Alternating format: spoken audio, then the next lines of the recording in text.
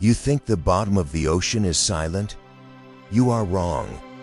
When scientists lowered microphones into the Mariana Trench, they didn't hear peace. They heard the planet groaning. 11 kilometers down, the trench acts as a massive acoustic chamber. It traps the sounds of earthquakes, the grinding of tectonic plates, and the moans of whales miles above. It amplifies them into a haunting symphony of terror. Sometimes there are sounds we cannot explain. Metallic noises, biologic chirps. Is it just geology? Or is something else sleeping down there? Something massive that wakes up when we get too close. In this documentary, we play the real recordings from the Challenger Deep. It is the sound of the Earth's basement. Are you brave enough to listen?